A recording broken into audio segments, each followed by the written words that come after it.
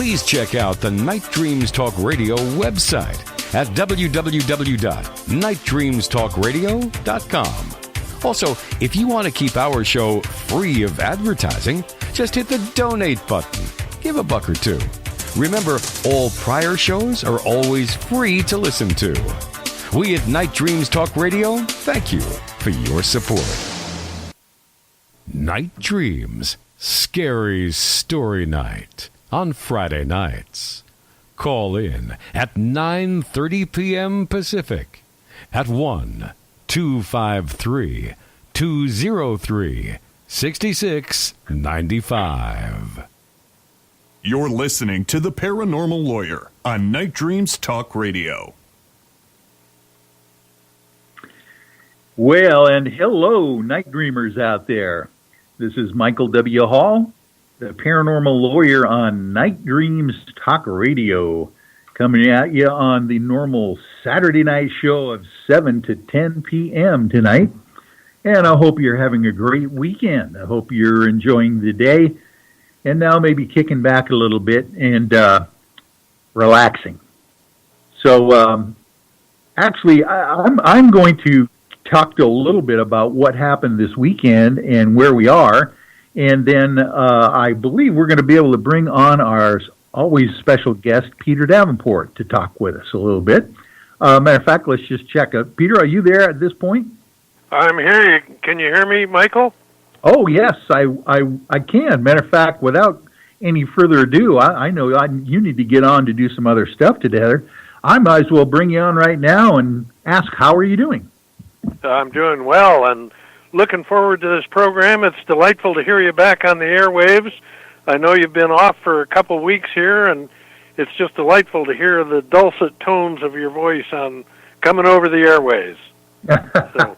Well, Peter, you're so kind. I, as most of my listeners know, I just spent the last week and a half, at least, going through this bariatric surgery process. Where it's the gastric bypass operation, and it was very amazing how easily it happened, and not a lot of pain or anything, but. The interesting part was that when they put this intubation tube down your throat for the general anesthetic, it causes you to be hoarse for about a week and a half. Oh, boy. So my voice... So you couldn't broadcast for a week or so after?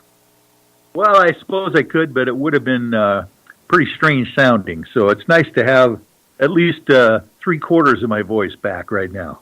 Yeah, well, I'm relieved everything seems to have gone well, and delighted to hear you back on the airwaves. So. Well, thank you so much. How have you been doing here yourself the last time we talked? It's been very busy, and this is something that's very difficult to communicate to an audience because they're not receiving the same data I am. They're not looking at these reports as they come in the way I do all day, every day. But it appears to me, my impression is that there's been a change in ufology. There's been a change in the quality of UFO reports in the sense that people are reporting really, really bizarre events that, in my opinion, most of which can be ascribed only to some kind of very advanced technology.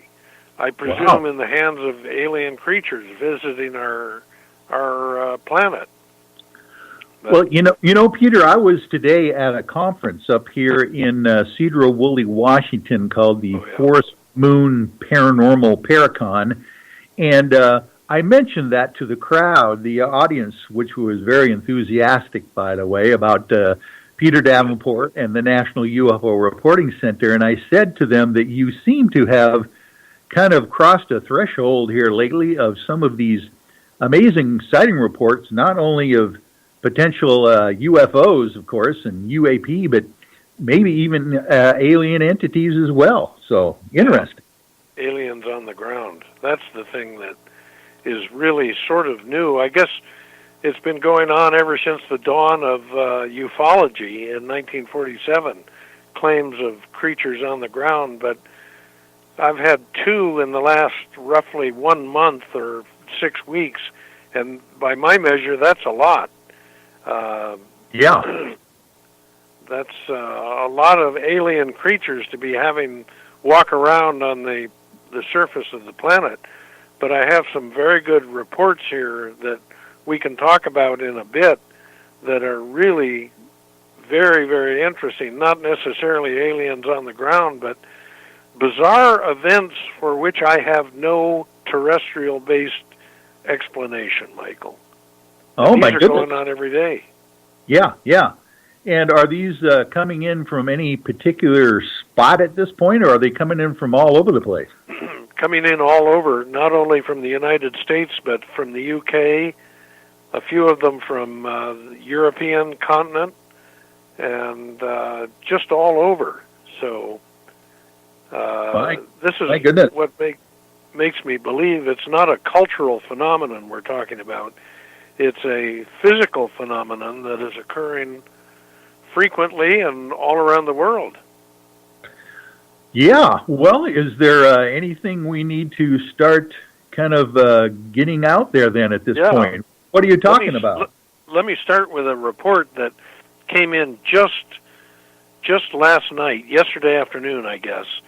A woman called me Friday morning, and she reported that she and her husband had been witness to a very, very unusual and loud sound coming from the morning sky in Indianapolis, Indiana. Well, these reports of strange sounds are coming in with a fair regularity, probably one or two a week. And she writes that she was awakened at 6:45 a.m. by a very strange sound that was appeared to be emanating from the sky. She walked outside in her backyard in her PJs and could determine that it was coming from the sky, and that the sky, she writes in her report, was a very peculiar light-colored light color that could not be attributed to the rising sun in the east. So she stood there. Apparently she's a musician because she analyzed the sound mentally, and she said there were two sounds in F and G above middle C. That's what makes me think she's a musician, probably a keyboard musician. You're a vocalist, you're a singer, you know what kind of talent that takes to be able to do that. Well, and those kinds of people, by the way, have what we call perfect pitch, when they can actually pinpoint a tone on the general musical scale, from A on up. And that's fascinating that she knows that. Well, she was able to do this, and she said, she writes in her report that in addition to that, there was a deep-throated rumbling sound that came from the sky, apparently from the same source. Very, very interesting report. And I've spoken, it lasted for, she estimated, 20 minutes. And the thing that is the great curiosity to me in cases like this is, where are the other reports? Why do we receive only one report from one witness? And I spoke with this woman on the telephone. She was very sharp, very eloquent, spoke with beautifully correct grammar. She was just a delight to deal with, and she submitted a very high-minded, very high-quality written report.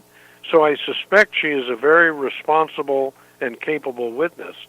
But I'm getting reports like this fairly frequently, and as you probably know, Linda Moulton Howe has been reporting on these strange sounds emanating from the skies as well. So, very interesting. Exactly. And that report has not been released yet. That's the first that any audience has ever heard of that report for that incident yesterday, Friday, the 21st of September in Indianapolis. The next one is also not released yet, Michael. It was submitted from Foster, Rhode Island. This is for Thursday night, 6:30 p.m. East Coast time. A gentleman writes that he was driving on Route 101 when he spotted an object that was just streaking over his head.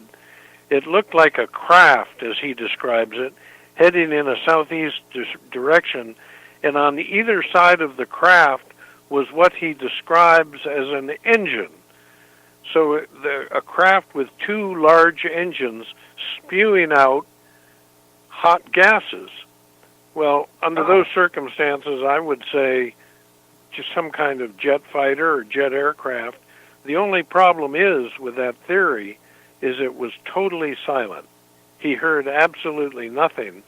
And if that had been a classical military aircraft with afterburners on, you would have heard it for counties around, counties wide. Matter of fact, if indeed it's that close that he can determine there are these, some kind of propulsion pods on the craft, that's very close to be able to determine that, and no sound at all. Huh. Yep. It's very peculiar. And again, this is the type of report that may suggest to me that there has been a change in the nature and quality of UFO reports. They're no longer just lights in the sky that dominate the stream of data. I have another report here that is also very interesting. This is for the very early morning on Thursday, the 20th of September.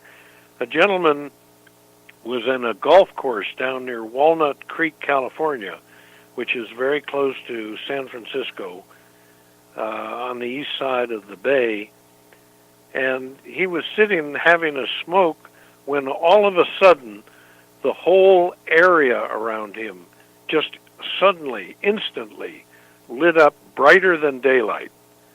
And he looked up and he saw a rectangular-shaped craft moving above him, but he could not see any spotlight on it. So there was no pinpoint source of light that was illuminating him, but that object apparently was responsible for, certainly associated with, the illumination of the entire golf course.